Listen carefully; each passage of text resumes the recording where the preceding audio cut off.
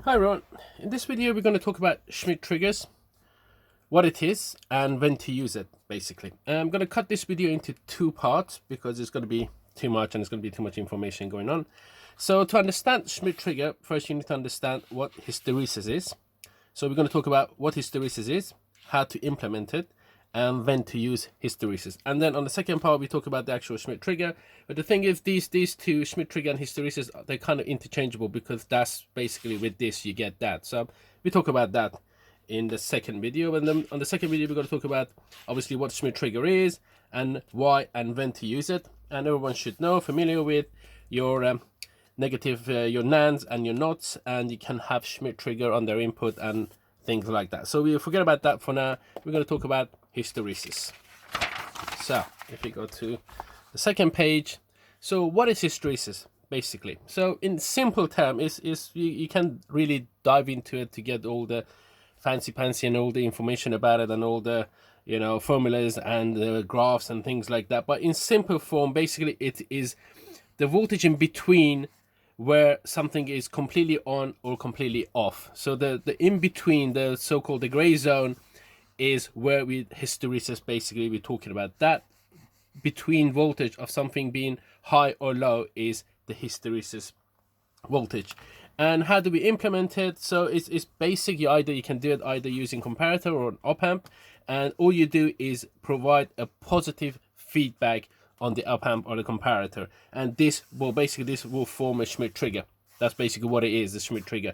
You're having a positive feedback, so the window of something becoming on or off becomes wider. Basically you're widening the window. So instead of having a tiny little window for an op amp or a comparator to turn on or turn off quickly, you're widening that window, so any noise or anything like that, it doesn't all come all the way through because you have widened the window of on and off state of that. We're going to look into this and you can understand exactly what I mean and when to use it. So if you got a noisy signal and you want to clean that up, you use a Schmitt trigger or you add a better hysteresis to your device.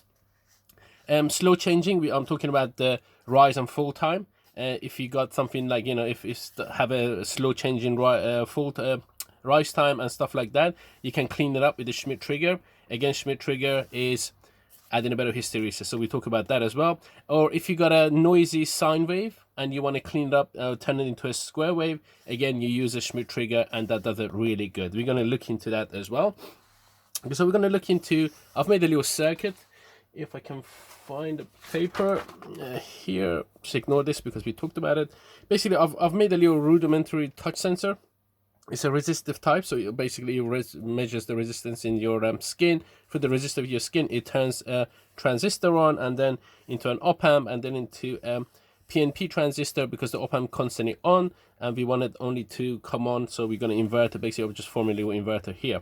Everyone should be familiar if you just tie a little NPN transistor or even a PNP, but at this time is an NPN. If you tie it up as normally and then you just touch the base and you got an LED on his collector, you can see that the LED start to glow because it basically measures the resistance in your body and a bit of a voltage you have, your static you have in your body, and it turns the transistor kind of on. So if I'm taking advantage of that and I'm using this and I'm taking a voltage from this emitter into the inverting input of the op amp, and this is my positive feedback here we talked about, discussed, and I'm adding a bit of hysteresis, and then I've got the second transistor and the diode base to here to turn the LED on and off for me. So it's just a rudimentary touch basically, and that demonstrate that all the noisiness and stuff that we talked about. I could just have a simple switch, but all the switches I have are quite brand new, and when you touch them you don't get really what we talk about, all the noise and bouncing and stuff like that on the switches. But this is better. So if I bring the circuit here, if I just get rid of this, there's a lot of wires going around here. Oh, this one got taken off. Okay, there we go. So we got it here. So what we have here, we got my touch here, and I'm basically is through the positive because this is NPN. It feeds into this transistor, which is my NPN. Then we got our op amp here, which is OPA07. up 07, sorry. These are my resistors for my positive feedback, and it goes into our diode, and then it goes into our PNP transistor, and this is our LED over here. So if I zoom in a bit, you guys can see better. So that's the circuit that we have. Okay, so if I start touching, you can see the LED comes on, and if I just touch the transistor on its own, just the base on its own, okay, you can see we get funny business happening here because I have strong static on my body, but as soon as I ground my hand, we touch it, nothing happens here. Okay, it only happens when I touch both. So basically the positive is feeding from my finger, from my skin into the base, and we get a signal, we get our basically touch. Okay, here we go. So if I'm touching the base, nothing happens here. Okay, you can see nothing happens, only when I'm touching both. Now let me remove my feedback. So my feedback is gone now. So basically what I've done here, I have removed this 50k resistor, so I have no feedback and I have no hysteresis basically. And let's see what happens. Yep, you can see as soon as I touch, even when I ground, as soon as I touch this, you can see that it comes on. And I don't know if you can see it it's clear on the camera, it's kind of flickery really fast. So that tells me that there's noise somewhere in the system. Okay, and you can see how sensitive it is. It is very, very sensitive to touch now. Okay, whereas before it wasn't as sensitive, now it's extremely sensitive to touch. Okay, now let's go to scope and let's see what scope is telling us. Okay, so I'm activating. So let's see where we are probing here. This is the output of my transistor, the emitter of the transistor, or where it's feeding into the negative, they're basically inverting input of the op amp, and this is the output of my op amp. And you can see that there's a lot of noise here, and you can see we're getting a lot of funny noise happening here on the output of the op amp. This is without any hysteresis on the op amp, so we got no positive feedback, and you can see all of this noise. So if you were feeding this into a microcontroller, all of these little spikes you see, that will count as 1, and then your microcontroller will just go crazy because it's gone nuts basically. And if I just hold on to the base of the transistor, you can see that's the oscillation I was talking about. That's the base, the emitter of the transistor, which is feeding to the inverting pin of the op amp, and you can see the output of the op amp is just gone crazy, and we got funny oscillation there. Okay, so this is what we're talking about, bouncing, basically all the effect of the bounce, because the transistor, there's no hysteresis on the op amp, and it's picking everything up, because that narrow window of basically the turn on and turn off of the op amp is so small that smallest little movement in voltage, it just picks it up and it goes up, on and off, on and off, on and off basically. That's what we want to do. We want to expand that window by adding hysteresis. So we expand that, instead of having 10 or 20 or whatever microvolt it is, we want to expand it into at least volt or 2 or 3 volt. So none of this rubbish that you can see here gets picked up by the op amp. Okay, so I'm going to add my positive feedback. So I'm adding hysteresis too, and let's see what happens here. So I'm holding on to the base of the transistor. Okay, and you can see nothing happens. We got nothing. We got none of that funny signal, none of that funny oscillation happening anymore.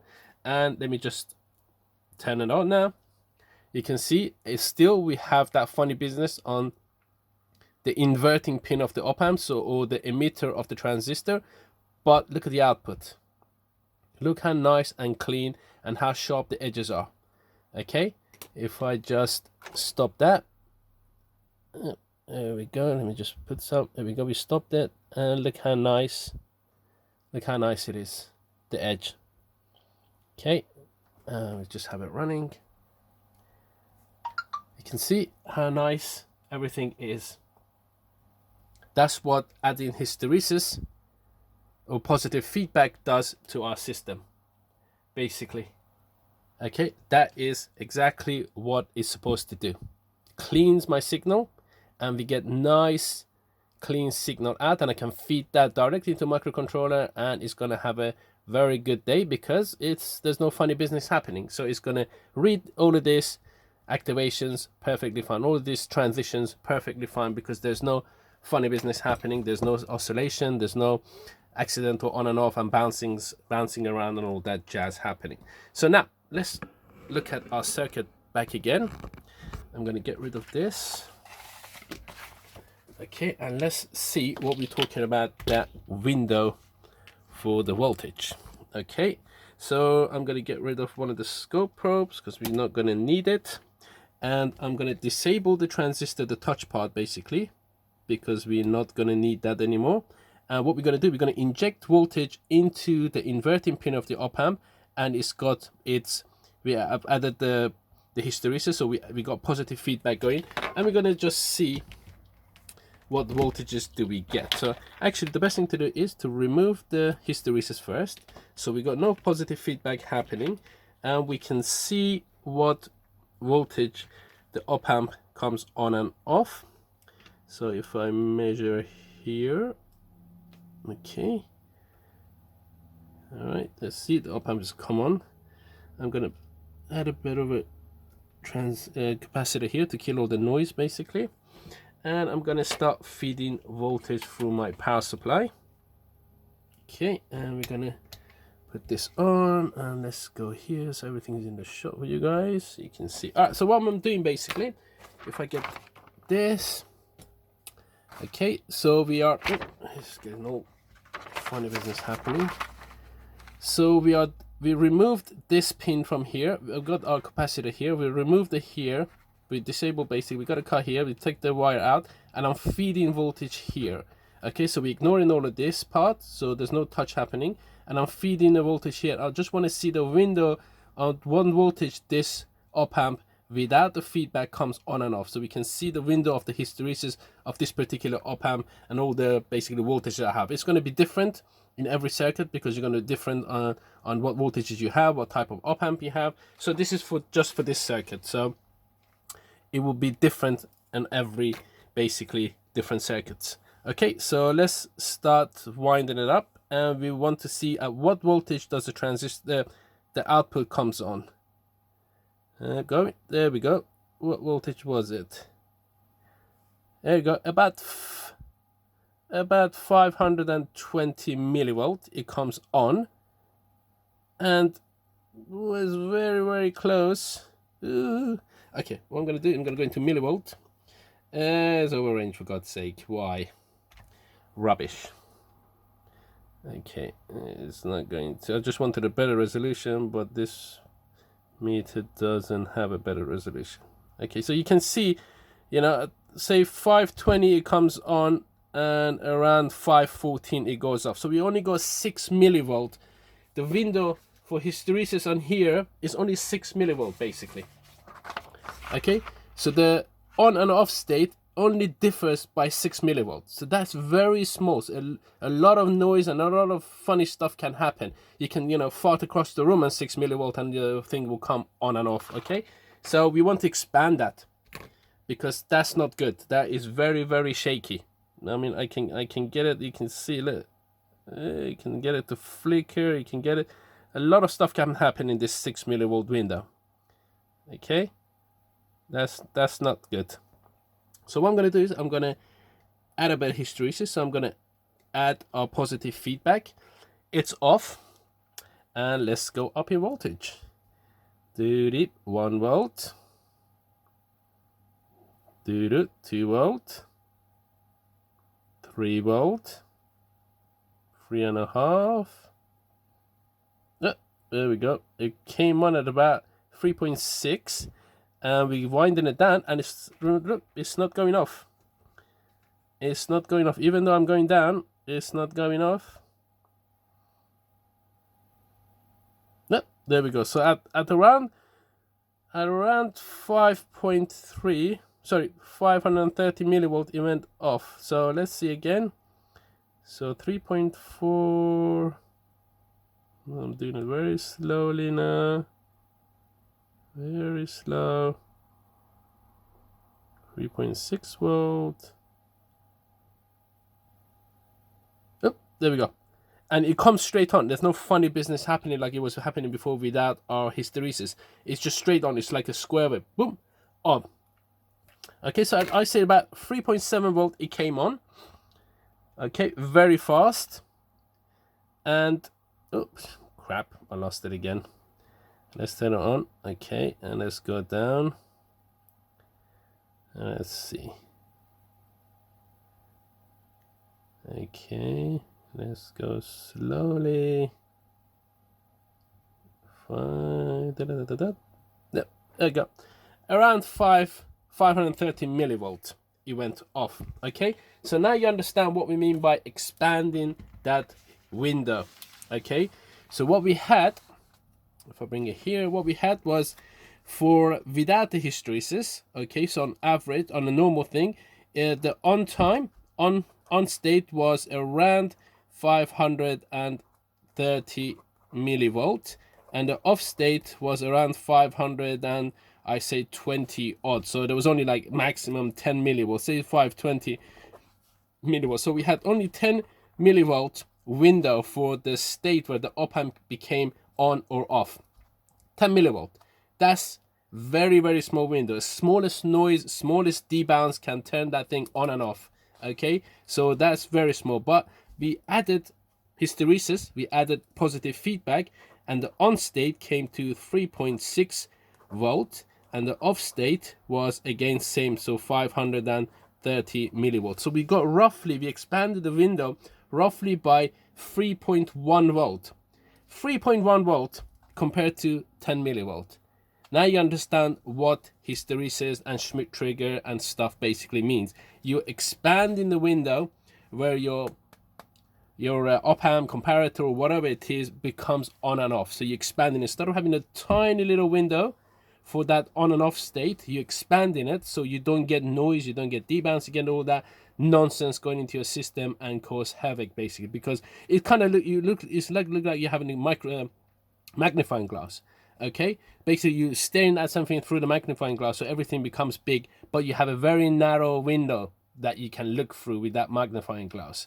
Okay, once you remove it, you can see obviously everything around you, you can see better. So basically this what it does, it expands that window where your device comes on and off by whatever, you know, whatever type of resistor. I've chosen a 50k, so it all depends. This window that I've created, where I got 3.1 volt window of hysteresis and positive feedback, it depends on the voltage you're using, depends on your amplifier, and depends on what resistor you're using. On my circuit, it's like that. So this voltage is going to be different to your circuit, but it just shows you what hysteresis and adding positive feedback to your op amp or comparator does, how it cleans and how it affects your system. All right, so we're going to get this back here again. I hope that makes sense. Okay, so where is our negative? Gone here, and I'm gonna take that back, and we're gonna have our touch happening again. Okay, now let's look at a scope again. Let's have a scope quickly. There we are. All right, we can see how nice and clean it is. So let's look at our transistor as well. I'll remove the voltage. Here we are. So you can see our transistor creating, oh, something is gone. There we are. You can see how the transistor, let's get some voltage up. I've got a slow time base. Let's bring it down. Let's move into 2 volt. Here we are. We can see how the transistor is acting and how the output is nice and clean. So what I'm going to do now is I'm going to feed in a signal. So I'm going to remove the transistor touch part again because we don't need that. And I'm going to feed in a signal.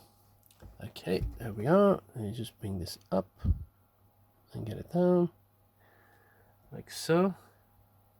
Okay. So I'm feeding in a nice sine wave in, and we're getting a nice square wave out. Okay. Let's go higher in frequency.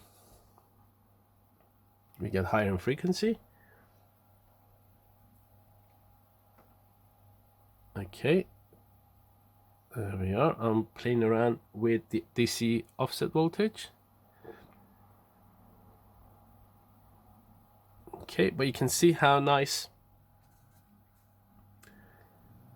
the clean square wave is out. So this, you can use this to turn a sine wave into a square wave. Okay, don't forget about this. What's happening here, the op amp that I have doesn't go into the frequencies. Is only the problem with the op amp. It's not a problem with the circuit. Okay, you can choose a faster op amp and get a better result. You can see here, you can see now it's behaving a lot better. It's to do with my op amp, unfortunately, because I'm using a precision op amp. It doesn't have very good gain bandwidth, so it's not performing as well. But you can see I'm feeding a really nice sine wave in. I'm getting a really nice square wave out. Basically, that's an effect of a Schmitt trigger, where we got a nice hysteresis, so it's ignoring most of the rubbish that's happening in between, and is basically giving me a nice square wave out. So that's another function of having a Schmitt trigger, or adding hysteresis to your op amp or comparator. You can get really nice edges and clean signal, basically. Okay, there we go. You can go up, one up, and you can see again. See, as soon as I go high in frequencies, you can see that edge is becoming to get a bit funny. But as soon as I come down in frequencies where the op amp can handle, you can see we get a really nice sharp edges and a nice transition here and here, basically. So there we go. That was part one. I hope you enjoyed it. I hope you kind of understood what I was talking about. I might have gone a bit fast, but basically the simplest thing to remember is that Schmitt trigger and hysteresis, they're kind of similar kind of thing, interchangeable. You have to have hysteresis to be able to get your Schmitt trigger to work. And the way you do that is by adding positive feedback. You also need to remember that most of the time it is a negative. Okay, it basically is a positive. On your positive feedback you can do it. So your signal is always inverted. You can't have an inverting amplifier with the positive feedback, because that won't work. So you always have to have basically a positive kind of thing. So your signal will always be inverted. Then you can use another inverter to flip your signal back against. But whatever signal you feed into your Schmitt trigger with your hysteresis, with your positive feedback, obviously your signal is going to get inverted, because you're feeding signal into the inverting pin of the comparator or the op amp. That's always what you need to remember. And you can always flip your signal back with the additional circuitry. That's not a problem, but you get rid of all the noise, you get rid of all the random stuff that happens in between, and you have nice clean signal out. We can read more about this. There's a lot of stuff in Google you can read if you really want to dive into exactly why this happens and all the jazz. But I just wanted to make it simple so everyone understands, you know, what hysteresis is, how to use hysteresis in your op amp and comparators, and to clean signals and basically do everything that it's needed in your circuit. I hope you enjoyed this video. If you did, please give a thumbs up. Consider subscribing, because it keeps the channel going, it keeps me going, and it helps everything around with me. And until next video, have a good day.